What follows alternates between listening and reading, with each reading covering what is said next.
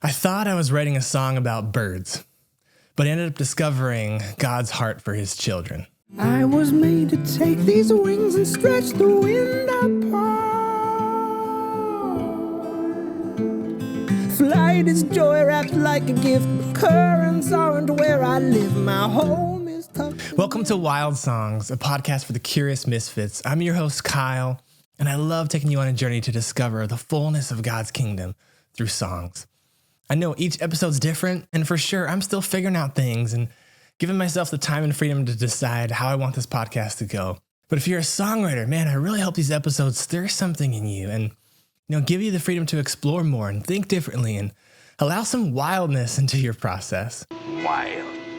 Sometimes we get too nice and neat, too safe, too comfortable. And I'm trying to pick songs that even if for a moment, take us somewhere unexpected or out of the ordinary, or not predictable and packaged. And if you're not a songwriter, maybe you don't even consider yourself an artist or a creative person, I still want these episodes to be rich and deep and full of wonder for you. And I want to say that you are welcome here. I've said it before and I'll say it again. I really truly believe if you drink in these songs and allow them to enter your world, they'll change you. Just like hanging a piece of art in your living room that you pass by every day, it'll change you, it'll challenge you, it'll shape you. So join in and bring other people especially those in your life who would really enjoy the under the hood aspects of this podcast in terms of, making art in the process. Songs are like these little vignettes, these little windows into life. Unlike novels or films, we have this tiny little window to create, not hundreds of pages, not 2 hours of a movie, just this little bit of time with a few chords and a few lyrics and something close to magic, if you can call it that. So this whole season 2, we're exploring hope, the wild light of hope. So come with me today and experience hope through the magic of childhood, the wonder of something as simple as a bird's nest.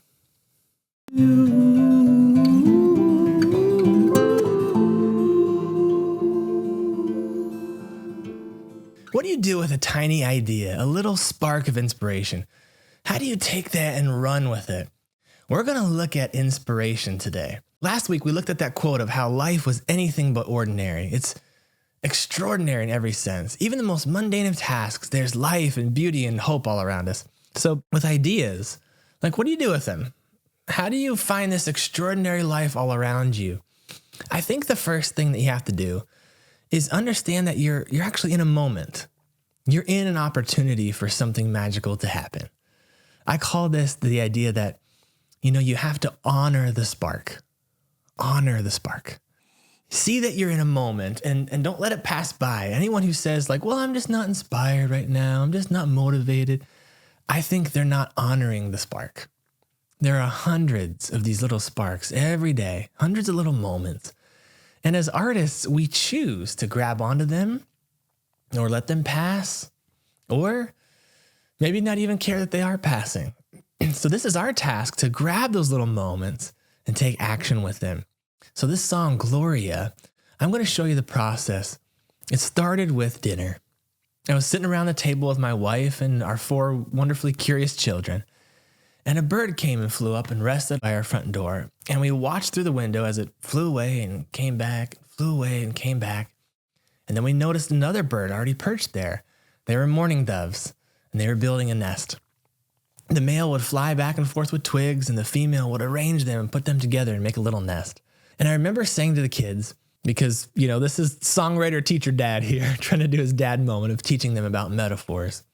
The way that birds and trees interact, how is that like us and God? And they're like, huh? Which is fine. That's how we learn, right? Isn't life just a bunch of huhs? So I tried again. Okay, if we were birds and that big tree was God, and we're singing a song to the tree, what would we be singing? And then prodding a little deeper, what could we learn about God through that little bird song? And I quickly gave a little example. Let me build a nest within the branches of your love. What if their song started out like that? And you could see the kids' eyes kind of light up with wonder. The moment that we can just use poetry to reimagine something, it creates this little spark. And that's it. That's the spark. That's all I needed. That line right there just came out Let me build a nest within the branches of your love. And that's the line. And I said, I'm going to make a song about this. Because all I needed was that idea. A bird building a nest in a tree. And so we spent a few days watching these birds. The kids named them Gloria and Dave. And eventually they had little babies. And I took that spark and I thought about, what my wife and I are doing here, building a home, these birds in our nest. And so I threw these lyrics onto the page. And I think, here's where with songs, sometimes you just have to start. You might not know where it's headed, but you start with a line and you give yourself freedom to explore and imagine and discover magic along the way. And pretty soon it became pretty clear that this wasn't just about building a home, but the process of raising birds who would someday fly away. And the relationship that birds have with the air, with the trees, and what those mean in our life. And this brings us, as I hope it does every single week in this podcast, to the idea of revelation. That songs are an invitation to discover something hidden, something unknown, something unfamiliar or unexplored. And revelation can finally hit us. For me, this is why I write. It's because I'm discovering more every time, more about myself, more about humanity, more about our world, more about this artwork that we're living in. And as always, more about our Creator. You can't not learn more about the Creator if you really do set out to explore. And so the revelation in this song, and it hit me hard as a parent when I finished the lyrics, is that there's tension and beauty and heartache, even in building a nest and watching these young ones grow, knowing that, they have to leave. They were born to leave and fly on their own. But that home, and this is the thing that really hit me, home is not out there in the air. It's actually back here on earth, back in the trees, back in the grittiness of twigs and sticks and dirt and branches. Like our resting place is different than our designed place. Let me flesh that out for you. Birds are made to fly, right? Like fish are made to swim. Bees are made to produce. Freddie Mercury is made to sing. Birds are made to fly. It's like their crowning achievement.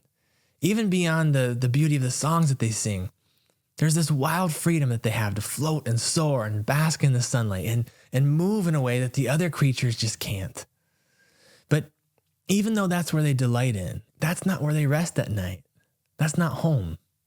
Home is this tree. Home is this little nest in the tree, this little tiny place in the vastness of the world where they nestle in and shelter and take refuge in this canopy. So I want to tell my kids, go, fly, dream, delight yourself in what your wings can do. You're made for that. But you'll always have this place here, home, this place that will forever feel warm and rested. This relationship that can satisfy your heart, that not even all the highest achievements and experiences can have. Like, this is your home. And that's how God made us. Like, he created us to do a lot of things, right? Like even Adam and Eve, these beautiful humans of ancient times, right? They were designed to build and organize and name the animals and garden. And they were given the agency and the time and the freedom to explore. But God would still come, remember, in the cool of the evening and walk with them, and they'd be at home. They'd be connected. They'd be together. We were created to enjoy each other and be connected and be in relationship. Out there, you're flying on your own. You're doing your own thing, and that's good.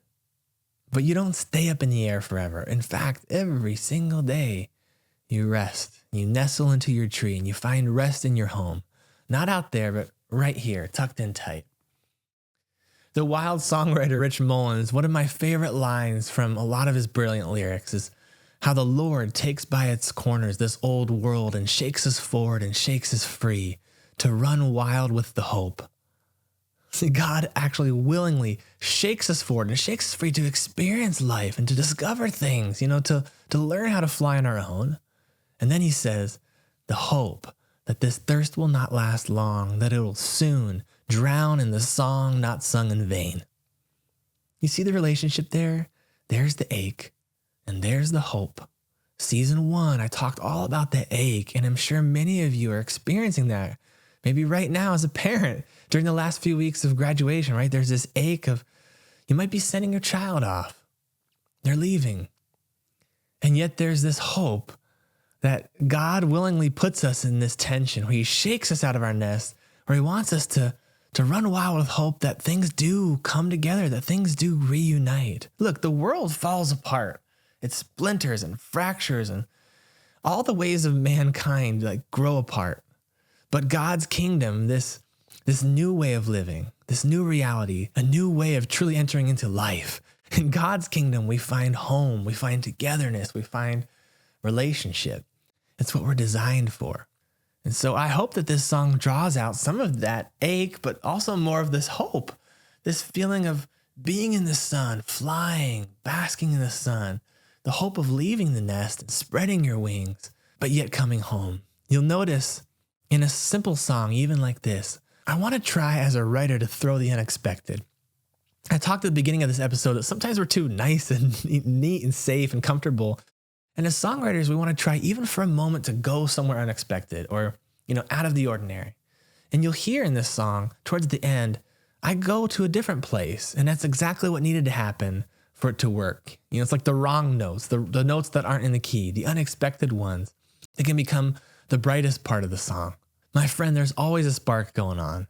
Grab onto it, but then take action with it. Make something of it. See it to the finish line.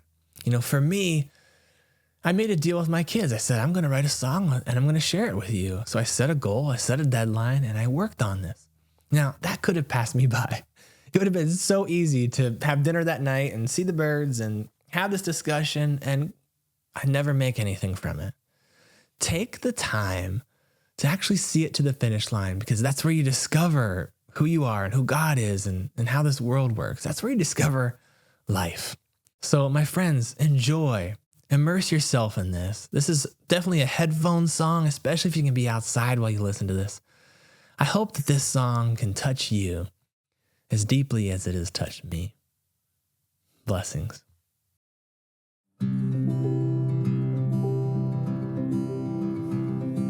Let me build a nest within the branches of your love. Rest against the quiet shade and make a home of sticks and clay. And every morning sing a song as dawn starts waking up. Let me wander off into the space beneath the clouds. Flap and float down through the sky and see your canopy from high, and flutter with the thought that you'll be waiting while I'm out, and that I can always come back to you. I will always come back to you.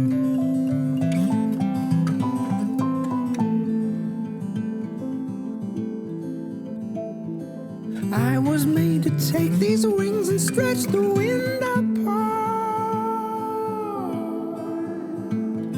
Flight is joy wrapped like a gift, but currents aren't where I live. My home is tucked against the bark and shadows of your arms.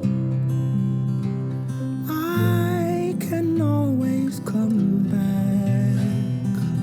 to you.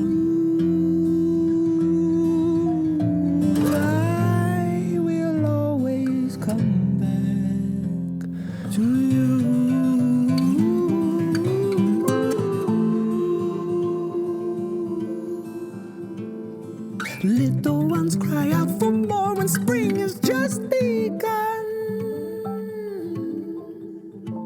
Those tiny precious speckled eggs have turned to beaks and twigs of legs, but soon they'll find their feathers warmed by summer's endless sun.